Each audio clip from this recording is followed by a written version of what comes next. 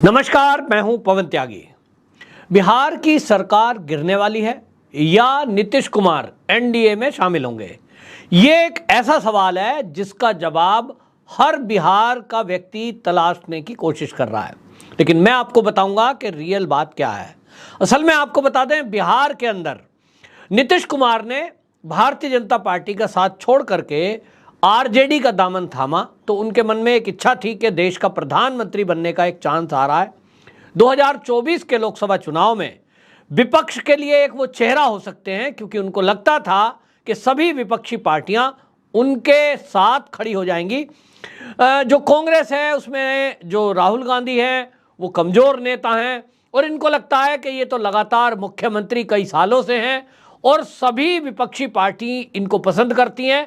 तो इनके मन में एक महत्वाकांक्षा जाग गई कि देश का प्रधानमंत्री मैं बन सकता हूं, और इसलिए इन्होंने भारतीय जनता पार्टी का हाथ छोड़कर उस पार्टी से संबंध बना लिया जिसको गाली दे देकर, जिसके विरोध कर करके ये सत्ता में आए हैं, जिसके भ्रष्टाचार की बात और भ्रष्टाचार के खुलासे के वादे इन्होंने, नीतीश कुमार ने जनता से किए। उसी लालू प्रसाद यादव की गोद में बैठ गए। मुख्यमंत्री तो बन गए, लेकिन मुख्यमंत्री बनने के बाद इनका जो आज का हाल है वो ये है कि डिप्टी सीएम तेजस्वी यादव हैं, लेकिन वो सीएम से भी ज्यादा पावर रखते हैं। ये पहले ही दिन से हो रहा है कि देखा जा रहा है कि तेजस्वी यादव वो सभी अधिकारियों को कमांड कर रहे हैं। ऐसे कई बार मुद्दे हुए जब लाठीचार्ज पिछले दिनों हुआ, जो नौकरी मांग रहे थे ऐसे लोग थे, और जब उन पर पटना के अंदर लाठीचार्ज हो गया तो इनसे पत्रकारों ने पूछा नीतीश कुमार से, भाई कल लाठीचार्ज हुआ है, जो अभ्यर्थी हैं जो शिक्षक भर्ती के लिए मांग कर रहे थे उनके ऊपर लाठीचार्ज हो गया। तो कह रहे कब हुआ है? तो पता चलता है कि तेजस्वी यादव ने पुलिस को आदेश दिया था, डीजीपी को आदेश दिया था कि जो भी प्रदर्शनकारी हैं, नौकरी जो मांग रहे हैं, उन पर सख्ती की जाए और कोई प्रदर्शन ना होने दिया जाए। ये वही तेजस्वी यादव है जो बिहार के युवाओं से ये कह रहे थे कि हमारी सरकार बन जाएगी तो हम 10 लाख नौकरियां देंगे। अब बिहार के युवा पूछ रहे हैं कि भैया आपने तो 10 लाख का वादा किया था, तो आप 10 लाख छोड़िए, जो लोग पिछले कई साल से तैयारियां कर रहे हैं शिक्षक के लिए, आप उन्हीं को नौकरी दे दीजिए। 10 लाख तो बड़ा आंकड़ा है। 60,000 ऐसे बच्चे हैं जो सी टेट की तैयारी कर रहे हैं, जो बी टेट की तैयारी कर रहे हैं, एस टेट की तैयारी कर रहे हैं, और उनको एक उम्मीद है, क्योंकि आपने कहा कि इसके बिना टीचर नहीं बन सकते। लेकिन अब इन्हीं के शिक्षा मंत्री, वो जो रामचरितमानस पर सवाल उठा रहे थे, वो बिहार के युवाओं का अपमान कर रहे हैं और ये कह रहे हैं कि साइंस में बिहार के जो बच्चे हैं ना वो कमजोर हैं, और इसलिए हमें अन्य राज्यों के बच्चों को लाना पड़ेगा। और उसके लिए अब इन्होंने कह दिया ना तो सी टेट चलेगा, ना बी टेट चलेगा, ना एस टेट। अब एक टेस्ट होगा और वो क्लियर करना पड़ेगा, वो है बीपीएससी।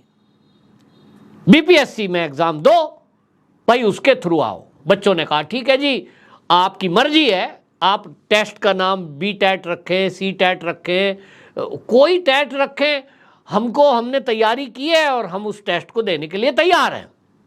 लेकिन यहां भी नीतीश कुमार का प्रधानमंत्री बनने का ख्वाब सामने आ गया और इन्होंने नया परिवर्तन कर दिया। अब उसमें परिवर्तन यह कर दिया कि साहब बिहार के अलावा इसमें अन्य राज्य के बच्चे भी आ सकते हैं। तो डोमिसाइल जो नियम है उसमें परिवर्तन कर दिया। अब आप सोचिए कि एक बच्चा पिछले 1 साल से तैयारी कर रहा है, उत्तर प्रदेश का हो, चाहे वो झारखंड का हो, चाहे वो छत्तीसगढ़ का हो या दिल्ली का हो, वो तैयारी कर रहा है कि मुझे शिक्षक बनना है, और टीचर बनने के लिए उसकी तैयारी है कि जो नेशनल लेवल पर टेस्ट होगा उसकी तैयारी में लगा है। लेकिन बिहार के बच्चों को इन्हीं नीतीश कुमार ने यह वादा किया हुआ था कि आपको हम ले लेंगे, आप बी टेट की तैयारी करें। अब जो बी टेट की तैयारी कर रहा है, जो एस टेट की तैयारी कर रहा है, उसको आप अचानक ये कहें भाई बाहर के राज्यों को भी लेंगे। क्यों लिया जा रहा है पता है? क्योंकि इनको लगता है कि जब ये भाषण देंगे 2024 के लोकसभा चुनाव में तो ये उत्तर प्रदेश में जाकर भी ये कह सकेंगे, देखिए हमने उत्तर प्रदेश के बच्चों को भी बिहार में नौकरी दी। हम देखिए छत्तीसगढ़ में भी जाके कहेंगे कि हमने छत्तीसगढ़ के बच्चों को भी अपने यहां नौकरी दी। मतलब अपनी राजनीतिक महत्वाकांक्षाओं की पूर्ति करने के लिए नीतीश कुमार बिहार के बच्चों के जीवन से खिलवाड़ कर रहे हैं, बिहार के बच्चों से धोखा कर रहे हैं। और इसीलिए बिहार के बच्चे जब सड़कों पे उतरते हैं तो उनके ऊपर लाठीचार्ज किया जा रहा है। यह सब चल रहा है। इसी बीच ट्रांसफर की एक बड़ी लिस्ट आ गई। स्वास्थ्य विभाग से लेकर के अन्य कई राजस्व विभाग में एक लंबी लिस्ट दे दी। और आप जानते हैं कि ट्रांसफर पोस्टिंग राज्यों में एक कमाई का धंधा रहता है। अब इसमें जो तल्खियां हैं आरजेडी और जेडीयू की, वो खुलकर सामने आ गई हैं। और वो हुआ यह है कि बिहार में जो स्वास्थ्य निदेशक प्रमुख हैं राकेश चंद्र सहाय वर्मा, उन्होंने एक लिस्ट जारी की स्वास्थ्य विभाग के कर्मचारियों की, जिसमें डॉक्टर भी हैं, जिसमें और टेक्नीशियन भी हैं।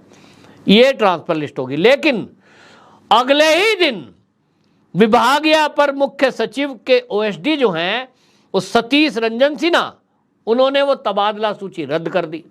उन्होंने कहा कि ये जो स्वास्थ्य विभाग के जो निदेशक हैं, इन्होंने जो लिस्ट जारी की है ये नियमों के अनुसार नहीं है और इसलिए इसको ओएसडी ने रद्द कर दिया।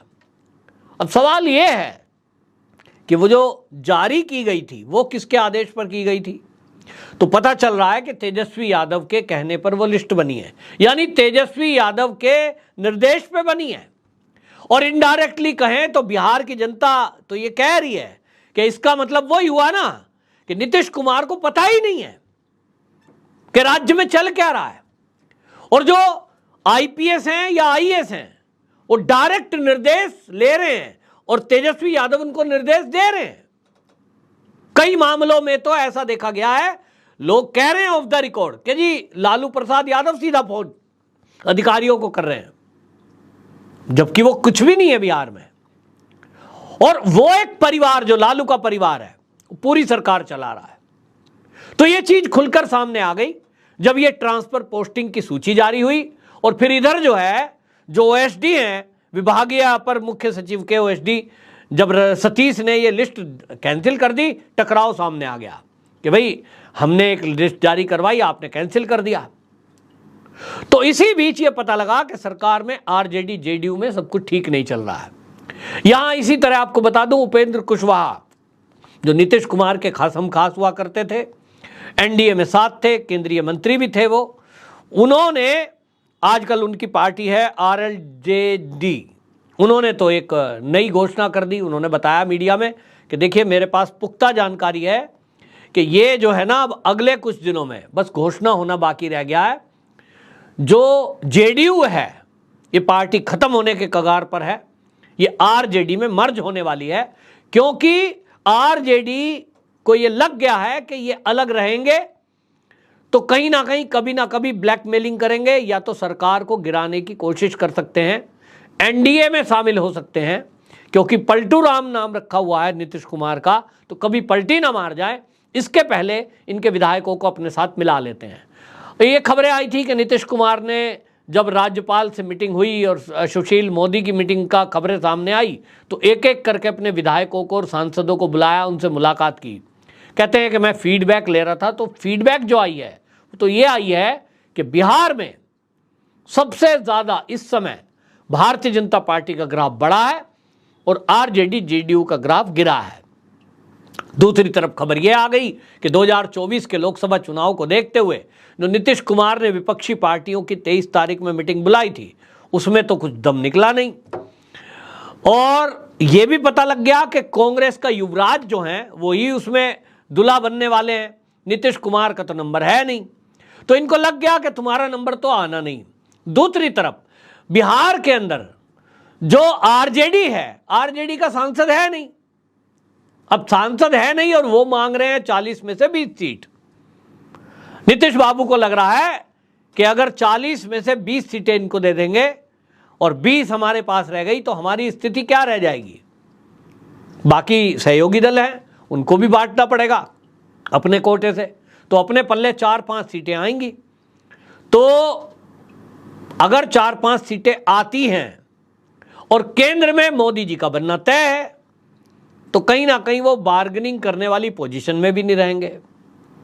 पता नहीं मंत्रालय मिलेगा कि नहीं मिलेगा। और इसीलिए ये खबरें आ रही हैं कि जब उपेंद्र कुशवाहा ने बता दिया है कि भैया जो ये लल्लन सिंह है ना, इनके अध्यक्ष, राष्ट्रीय अध्यक्ष जेडीयू के, ये तो आरजेडी के लिए काम कर रहे हैं और बस घोषणा होना बाकी बच गया है, ये आपस में मर्ज कर दी जाएंगी, जेडीयू खत्म। उपेंद्र कुशवाहा भी इस काम को करने में लगे थे, लेकिन उनके साथ ज़्यादा लोग नहीं गए, क्योंकि सत्ता में सरकार चल रही है, सरकार में विधायक हैं, उनका अपना तरीका है, खा रहे हैं, कमा रहे हैं, तो उनको लगता है कि सरकार गिराने में कोई फ़ायदा नहीं है, चुनाव में जनता वोट देगी नहीं, जितने दिन सरकार चल रही है चलाओ इसको ऐसे ही। तो वो सरकार चलाने में ज़्यादा विश्वास रख रहे हैं। लेकिन अब तल्खियाँ इतनी बढ़ गई कि अब ये मर्जर होने की खबर आ रही है। और मैं आपको बता दूं, मैं तो पहले ही बता चुका हूं कि जिस तरह से मनीष कश्यप वाला मुद्दा हुआ था, उसको लेकर के जो वहां भूमियार हैं वो पहले ही खफा हैं, और अब इस बात को लेकर के जो ये अब आंदोलन चला है युवाओं का, ये जो शिक्षक की भर्ती को लेकर के आवाज उठी है, जिस तरह से उनके ऊपर लाठीचार्ज किया गया है, इसमें अब भारतीय जनता पार्टी कूद पड़ी है। और भारतीय जनता पार्टी के जो प्रदेश अध्यक्ष हैं सम्राट चौधरी, उन्होंने घोषणा कर दी है कि भैया 13 जुलाई को हम इन शिक्षकों के, जो शिक्षक अभ्यर्थी हैं, इनके फेवर में एक बंद का आह्वान करेंगे। और हम ये सवाल कर रहे हैं सरकार से कि जो बिहार के बच्चे जो इतने दिनों से सीटेट की तैयारी कर रहे हैं, जो बीटेट की तैयारी कर रहे हैं, स्टेट की तैयारी कर रहे हैं, इनको आप क्यों नहीं भर्ती करते हो? आपने 10 लाख भर्ती की बात की थी, और वो ये मांग कर रही है बीजेपी कि अब बिहार के बच्चों को बीपीएससी से छूट मिले और सीधा इनको भर्ती की जाए, जो सीटेट बीटेट बच्चे हैं या जो तैयारी कर रहे हैं उनका एक टेस्ट लेकर के। तो ये तैयारी करने का उनका एक तरफ ये आंदोलन खड़ा हो गया है, दूसरी तरफ मनीष कश्यप वाला एंगल है ही है, जिससे भूमियार नाराज हैं लालू प्रसाद यादव की पार्टी आरजेडी से और जेडीयू से। इस सारे मामले में अब आपको बता दूं, जो पूर्व मंत्री और भारतीय जनता पार्टी के नेता हैं आरसीपी सिंह, उन्होंने ये घोषणा कर दी। उन्होंने कहा कि देखिए ये जो है ना एनडीए में तो शामिल होंगे नहीं, क्योंकि पिछले दिनों अमित शाह की मीटिंग हुई थी और अमित शाह ने मंच से ये बात बोली थी कि भाई पलटू राम जो हैं, पलटू बाबा जो हैं, उनको एनडीए में वापसी का कोई सवाल नहीं है और हम ऐसे लोगों को पार्टी में नहीं लेंगे जो पीठ में छुरा घोंपते हैं। तो इस घोषणा के बाद ऐसा माना जा रहा था कि रास्ता बंद हो चुका है। और इस पर आपको बता दें, आरसीपी सिंह ने ये खुलासा कर दिया कि नीतीश कुमार जो ये अटकलें चलवाते हैं कि वो अब दिल्ली जा रहे हैं, तो अब दिल्ली जाके अमित शाह से मिल रहे हैं, अभी वो राज्यपाल से मिल गए, तो ये सब वो खबर इसलिए चलाते हैं ताकि उनका वजन बना रहे और ये जो आरजेडी है ये डरती रहे कि देखिए भाई कहीं नीतीश नाराज ना हो जाएं, कहीं ये सरकार ना गिरा दें। असली उनका मुद्दा ट्रांसफर पोस्टिंग को लेकर है। दोनों दल अपने अपने जो अधिकारी अपने हिसाब से सूची निकालना चाहते हैं। आरजेडी अपने लोगों को ट्रांसफर अपनी मर्जी से करना चाहता है, जेडीयू अपनी मर्जी से करना चाहता है, और दोनों की मर्जी नहीं चल सकती, ऐसा तो हम देखते ही हैं। तो कुल मिलाकर के ये जो खबरें आ रही हैं बिहार से, इतना तो तय माना जा रहा है। और मैं आपको बता दूं कि ये अपनी अपनी तिगड़म भिड़ा रहे हैं, और ये ट्रांसफर पोस्टिंग की जो लिस्टें आ रही हैं ये केवल एक कमाई का जरिया बना रखा है ताकि जल्दी से जल्दी अपना नोट कमाएं। इनको लग गया है कब सरकार गिर जाएगी। ये सरकार गिरेगी, और सरकार गिरने का कारण ये बनेंगे, एक तो जो इन्होंने जिस तरह की बातें की हैं बिहार के अंदर, 10 लाख नौकरियों का वादा, लेकिन नौकरी मांगने वाले युवाओं पर लाठी, जिस तरह की ये इन्होंने धोखाधड़ी बीजेपी के साथ नीतीश ने की है, इस पर भारतीय जनता पार्टी उसको माफ करने वाली नहीं है। ये बात अलग है कि बिना कंडीशन के अगर ये भारतीय जनता पार्टी में शामिल हो जाएं और भारतीय जनता पार्टी का ही मुख्यमंत्री बिहार में नीतीश कुमार बनवा दें, अपने जितने भी विधायक उनके साथ हैं उनके समर्थन से भारतीय जनता पार्टी का मुख्यमंत्री बनाने का वादा करें, तो मैं समझता हूं एक ही रास्ता नीतीश कुमार के पास बचा है कि बिहार में मुख्यमंत्री बीजेपी का हो, और ये जो जेडीयू के विधायक हैं बाकी लोग ये उसको सपोर्ट करें, तो शायद, मैं शायद कह रहा हूं, तो शायद एनडीए में नीतीश कुमार की वापसी हो सकती है, वरना कोई तिगड़म ये भिड़ा लें, इनकी पार्टी तो खत्म है और बिहार की सरकार भी गिर जाएगी उसी दिन जिस दिन तेजस्वी यादव जेल जाएंगे, क्योंकि उनको जेल जाना तय है भर्ती घोटाले में। तो कुल मिलाकर के बिहार में हलचल तेज है। और यहां मैं आपको बता दूं कि कहीं ना कहीं मनीष कश्यप की बद्दुआएं नीतीश कुमार और तेजस्वी यादव को लग रही है, ये मुझे दिखाई दे रहा है। आपकी क्या राय है? कमेंट बॉक्स में जरूर बताएं। वंदे मातरम।